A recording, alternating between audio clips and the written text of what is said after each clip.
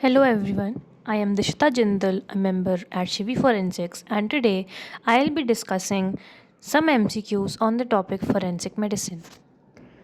Forensic medicine is the branch of medical science that applies medical knowledge to legal matters and the administration of justice.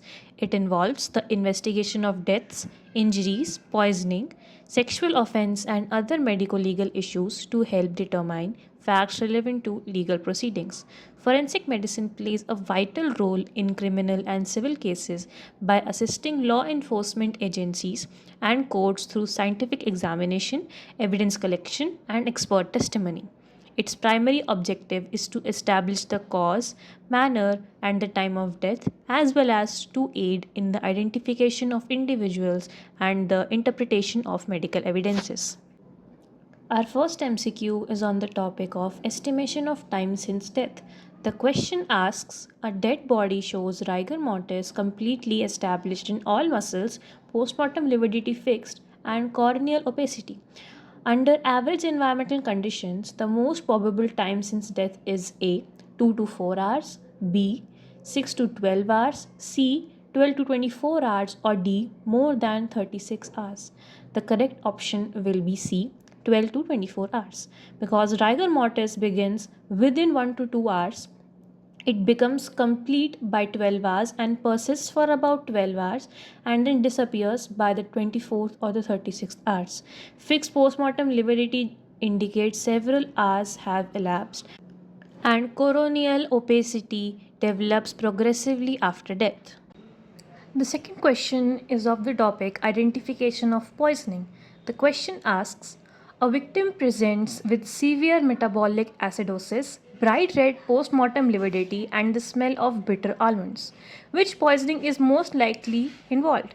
Option A, carbon monoxide, B, cyanide, C, organophosphorus compounds, or D, arsenic. The correct answer is option B, cyanide. Explanation is cyanide inhibits cytochrome oxidase, preventing cellular oxygen utilization. Venous blood remains oxygenated, producing a bright red lividity. Characteristic bitter odor may be present, but it is not detectable by everyone due to genetic variation. Carbon monoxide also causes cherry red discoloration but is not associated with almond smell. The third question is of the topic firearm injuries. The question asks, which feature is most characteristic of a contact gunshot wound? Options are option A, tattooing around the wound, option B, blackening only, option C, muzzle imprint and stellate tearing over bone, or option D, abrasion collar only. The correct answer is option C, muzzle imprint and stellate tearing over the bone. Explanation is, in a contact wound, the muzzle is pressed against the skin, hot gases enter tissues, causing explosive expansion. Over bony areas, the skin tears, producing a stellate wound. A muzzle imprint may also be present. Tattooing is more typically of intermediate to range wounds.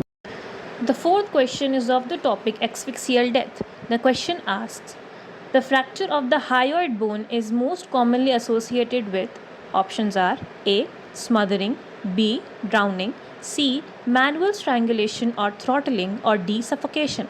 The correct answer is option C, manual strangulation or throttling. Explanation is, in throttling, direct compression of the neck by hands commonly fractures the hyoid bone and the thyroid cartilage, particularly common in older individuals due to ossification. This finding strongly supports the homicidal neck compressions. The fifth question is of the topic sexual forensic examination. The question asks, presence of acid phosphatase in a vaginal swab is primarily used to detect. Options are A, saliva, B, blood, C, urine, or D, semen. The correct answer is D, semen. Explanation is, seminal fluid contains high concentration of acid phosphatase, PSA, or prostate specific antigen, and spermatozoa. Acid phosphatase testing is a rapid screening method in sexual assault investigations.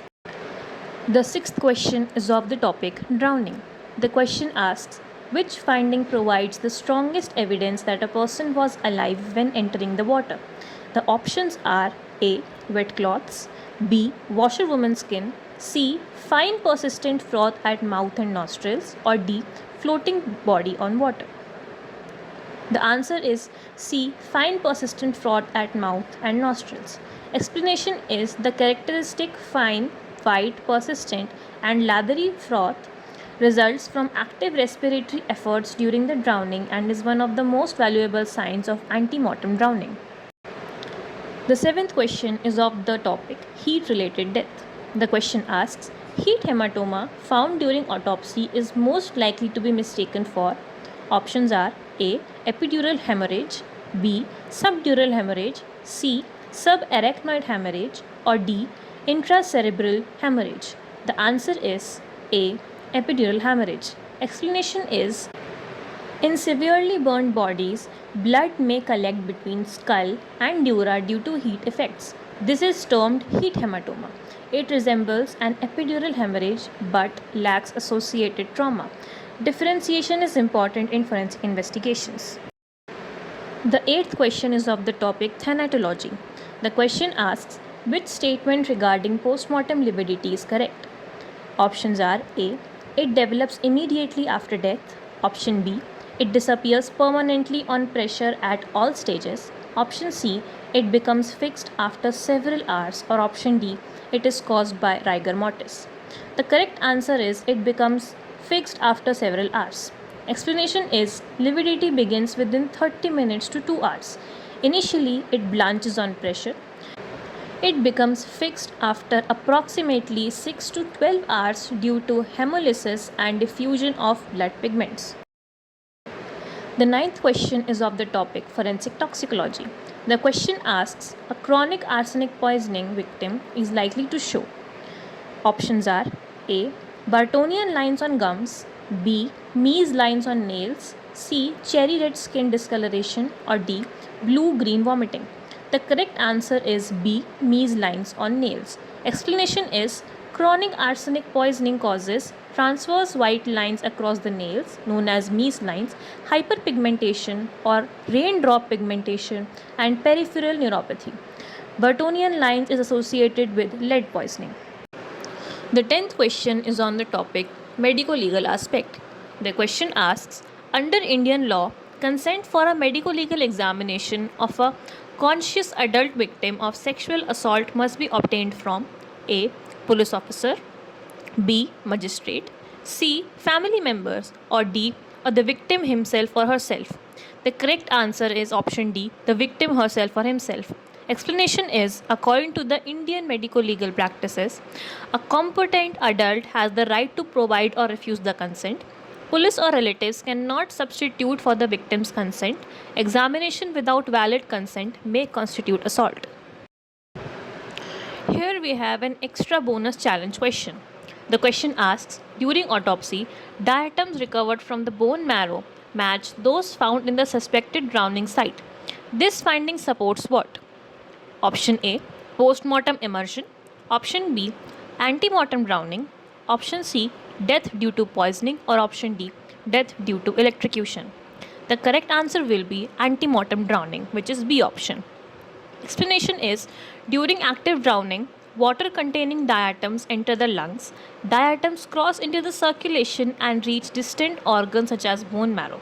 Their presence in internal organs support ante-mortem drowning rather than post-mortem immersion. Thank you for listening to my presentation.